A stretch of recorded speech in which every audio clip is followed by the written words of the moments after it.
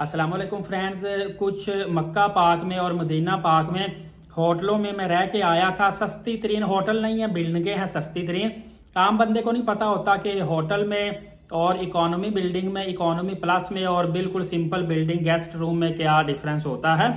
तो मेरा बड़ा दिल करता था मैं अपने भाइयों को, क्योंकि मुझे पता है पाकिस्तान और इंडियन जो हैं बड़ी तादाद में बेचारे गरीब हैं, या कह लें कि बड़ी मुश्किल से पैसे इकट्ठे करके उम्रे पे जाते हैं। उनकी कोशिश होती है उम्रा अदा हो जाए, बेशक सस्ते से सस्ता उम्रा हो जाए। तो उन लोगों के लिए ये वीडियो मैं बना रहा हूँ। मेरा बड़ा दिल करता था इन भाइयों को बताऊं कि सस्ती बिल्डिंग होती हैं, आप वो किस तरह से ले सकते हैं।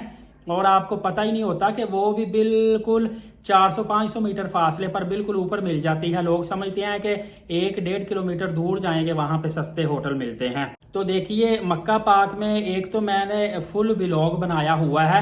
आप गन्ना गली लिखेंगे ना, गन्ना गली आगे एलीट साकिब यूट्यूब चैनल लिखेंगे, मैं कोशिश करता हूँ ऊपर आई बटन भी दे दूं। तो गन्ना गली में जितनी बिल्डिंग थी और उसके अंदर छोटे छोटे होटल थे वो मैंने सारे मेंशन किए हुए हैं। इसके अलावा मैंने एक और व्लॉग किया था। उस व्लॉग में मैंने आपको बताया था कि बिल्कुल शारा इब्राहिम खलील शारा हिजरा जहाँ पे कैंची बनती है ना, वहां पे किलातुल हिजरा होटल है, किला अल हिजरा होटल। इसके साथ ही बरीक सी गली है पीछे को, उस गली के अंदर होटल है। देखिए होटल के नाम नहीं होते, उसकी वजह यह है कि हर 9 महीने बाद कॉन्ट्रैक्टर चेंज होता है, नया बंदा आता है, वो होटल का नाम चेंज कर देता है। दूसरा ये होटल अनरजिस्टर्ड होते हैं, जिसकी वजह से ना तो इन होटलों के नाम बाहर लिखे होते हैं ना बोर्ड लगा होता है। ये होती भी बहुत ज्यादा मंजिल बिल्डिंग नहीं, ये बड़े बड़े होटलों के दरमियान में होते हैं, लेकिन छोटी छोटी बिल्डिंग होती है। और इनके अक्सर देखने में आया है कि मेन जो दरवाजा, जहाँ पे बड़े होटलों ने मेन दरवाजे रखे होते हैं ना मेन रोड के ऊपर, इन्होंने मेन रोड के ऊपर दुकानें रेंट पे दी होती हैं। जो छोटी छोटी तंग गलियां ना, 5 फुट की गली भी नहीं होती, उसके अंदर इन्होंने दरवाजे रखे होते हैं ताकि ये पुलिस शुरतों से, बल्दिया से, अस्करी से बच सकें, क्योंकि इनके डॉक्यूमेंटेशन कंप्लीट नहीं होती। ज्यादातर बंगालियों ने ये होटल लिए होते हैं और डिफरेंट कॉन्ट्रैक्टर इनके चेंज हुए रहते हैं। तो मैं आपको बताता चलूं कि अगस्त, सितंबर, अक्टूबर, नवंबर, इवन के दिसंबर के कुछ दिन स्टार्ट के, इन दिनों में ये सारी बिल्डिंगें गन्ना गली में भी अंदर चले जाएं, या जहां पे मैंने आपको बताया है कबूतर चौक से निकलते ही नुआरतुल शम्स किला हिजरा के साथ, यहाँ पे जो बंगाली होटल गलियों के अंदर हैं, ये आपको मैं खुद रह के आया हूँ, इसीलिए मैं आपको बिल्कुल सही इसका रेट बताऊंगा। मैं सुनी सुनाई बात नहीं कर रहा। यहाँ पे मैंने पूछा भी था लड़के से, बंगाली से भी, और मैं होटल में रहता भी रहा हूँ। अच्छा, इस होटल के अंदर 6 कमरों वाला बेड मैंने लिया था।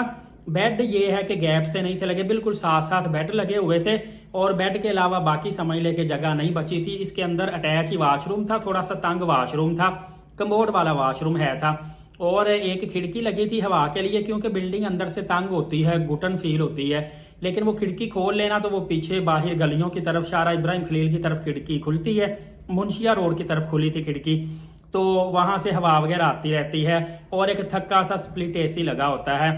तो ये 50 रियाल का, 40 रियाल का, बिल्कुल नॉर्मल डेज हो, ज्यादा हाजी ना हो तो 40 रियाल का भी पूरा कमरा दे देते हैं, और ज्यादातर 50 रियाल का कमरा मिल जाता है। बहुत महंगा दे तो 60 रियाल का कमरा देते हैं। बाकी आप इनको बता देंगे ना कि हम 2 लोग हैं या 3 हैं या 4 हैं या 5 या 6-7 लोगों तक का कमरा मिल जाता है सेम रेट पे ही।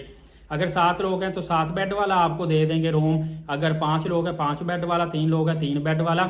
बेहतर है कि अगर आप जितने लोग हैं उससे 1 बेड ज्यादा ही इनको बताएं, ताकि आप खुले डुले होके लेटें, और कई दफा आपका कोई दोस्त कोई साथी मिलने ही आ जाता है। तो इसलिए अगर आप 5 हैं तो 6 बताएं। और देखिए अगर आप 5 लोग भी हैं, मक्का पाक कबूतर चौक के ऊपर ये होटल है, तो कितनी मजे की बात है कि आपको सिर्फ 10-10 रियाल आएंगे। 10 रियाल में इतनी करीब रहायश आपको कोई मिलती है। अच्छा, यहाँ पे ये बिल्डिंग है, मैंने आपको बताया साथ ही 3-4 मंजिल, काफी ज्यादा है। गन्ना गली के अंदर भी होटल है, लेकिन इसके साथ ही थोड़े से इससे अच्छी बिल्डिंग, इकोनॉमी प्लस कह लें, वो भी बंगालियों की है। वो आम दिनों में देते हैं 90 रियाल का होटल, और अभी 3x इसको मल्टीप्लाई कर ले, रमजानुल मुबारक के इनके रेट जो हैं वो 3x जो है, या कह ले कि 300 गुना बढ़ जाते हैं। जो 50 रियाल का कमरा आम दिनों में अगस्त, सितंबर, अक्टूबर, नवंबर में मिलता है, वो शबान के आखिर और रमजान में देते हैं 150 रियाल का। जो 90 रियाल का कमरा है वो आपको देते हैं 270 रियाल का।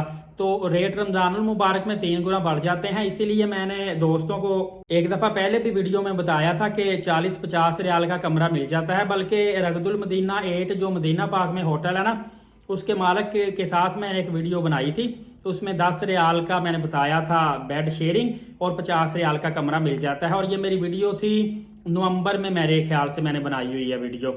तो वो वीडियो बिल्कुल ऑथेंटिक है। लेकिन कल किसी बंदे ने वो वीडियो देखी और मुझे वो कहता कि जी 150 रियाल का रूम मिल रहा है, आपने झूठ क्यों बोला है कि 50 रियाल का रूम मिल रहा है।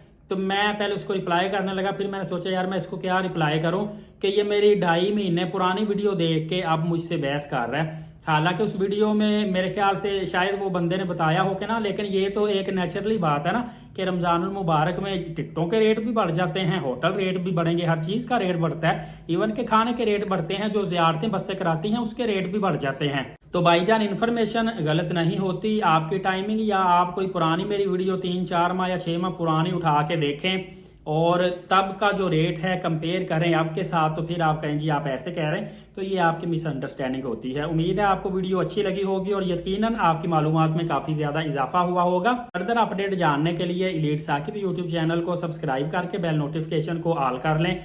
नमाज कायम करें, नबी पाक सल्लल्लाहु अलैहि वसल्लम पे कसरत से दुरूद पाक और कुरान मुकद्दस की तिलावत किया करें। इजाजत दे, बहुत शुक्रिया, जज़ाकल्लाह।